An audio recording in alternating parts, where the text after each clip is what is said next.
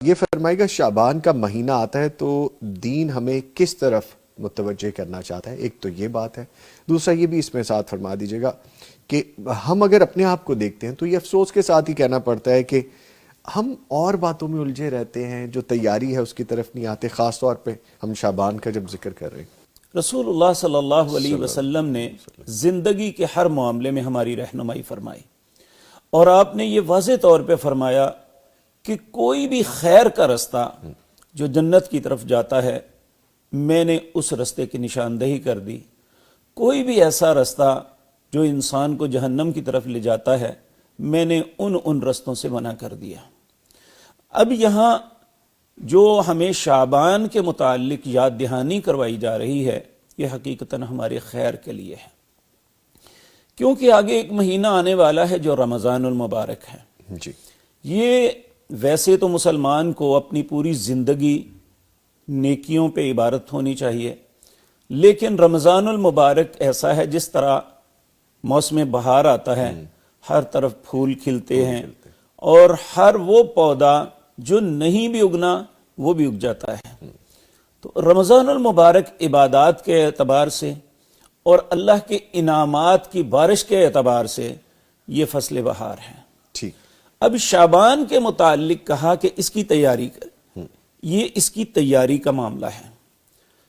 آپ دانا لوگ ہیں، آپ سمجھتے ہیں کہ دنیا کا کوئی بھی کام جب ہم کرنے لگتے ہیں تو اس سے پہلے وارم اپ ہوتے ہیں۔ جی، تیاری ہوتی ہے اس کی۔ جی، وارم اپ کیوں ہوتے ہیں؟ کہ فوری طور پہ جب وہ کام کریں گے نا تو اس کا کچھ نہ کچھ معاملہ سائیڈ افیکٹ ہو سکتا ہے۔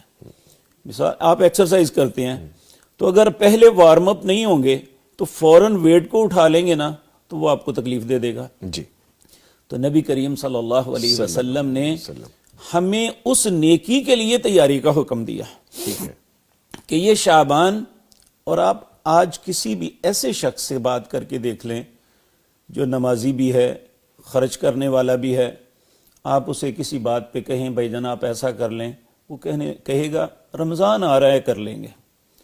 یعنی اس مہینے وہ رمضان کی وجہ سے اپنے آپ کو ریلیو کر لیتے ہیں، یعنی سمجھتے ہیں کوئی نہیں جب آئے گا تو کر لیں گے۔ جبکہ نیک لوگوں کا طریقہ یہ ہے، آج بھی عرب علماء کئی مہینے پہلے جب اپنے جمعوں کے خطبوں میں، اپنی نمازوں میں، اپنی دعاؤں میں اللہ سے دعا کرتے، اے اللہ ہمیں رمضان تک پہنچا دینا۔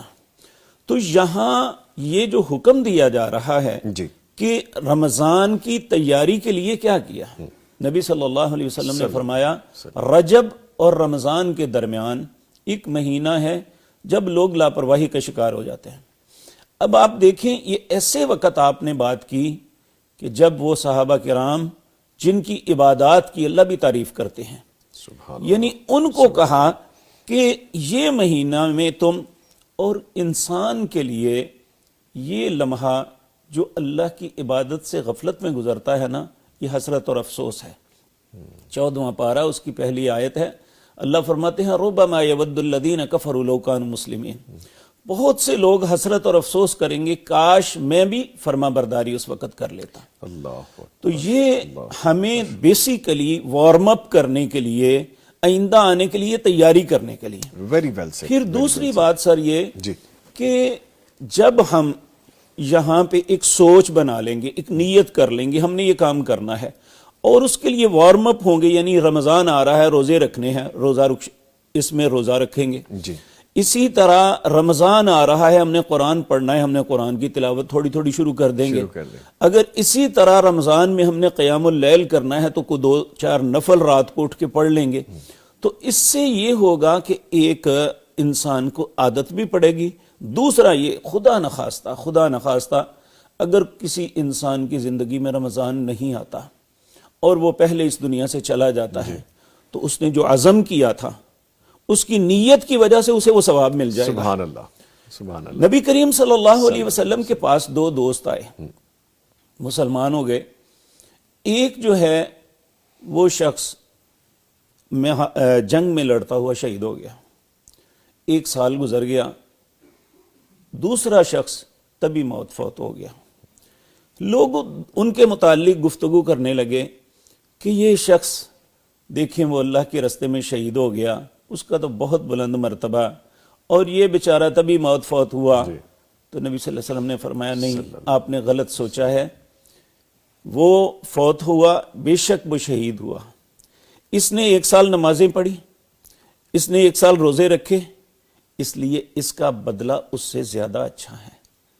تو یہ شعبان جو ہے عمومی طور پہ ہم عبادت کرنے والے بھی، اطاعت اور فرما برداری کرنے والے بھی سہل سستی کا شکار ہو جاتے ہیں کہ رمضان آئے گا تو کر لیں گے.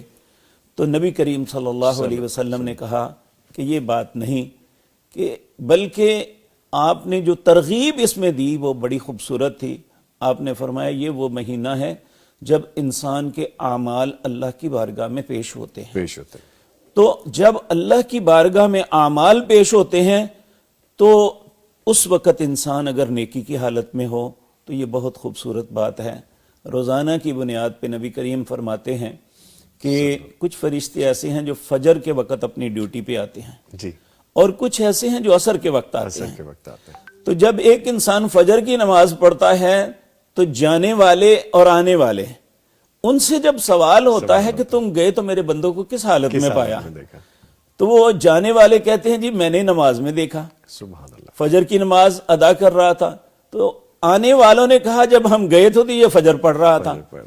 اور جب اسی طرح عصر کے وقت وہ جانے والے اور آنے والے دونوں ہی گواہی اللہ کی بارگاہ میں روزانہ دیتے ہیں، اسی طرح نبی کریم صلی اللہ علیہ وسلم اس بات کو پسند کرتے تھے کہ جب میرا عمل اللہ کی بارگاہ میں پیش ہو تو اس وقت میں نیکی کی حالت میں ہوں. اگر آپ کو ہماری ویڈیو اچھی لگی ہے تو ویڈیو کو لائک کریں، اور مزید اس طرح کی ویڈیوز دیکھنے کے لیے ہمارا چینل سبسکرائب کر لیں. ملتے ہیں نیکسٹ ویڈیو میں، اجازت دیجیے، اللہ حافظ.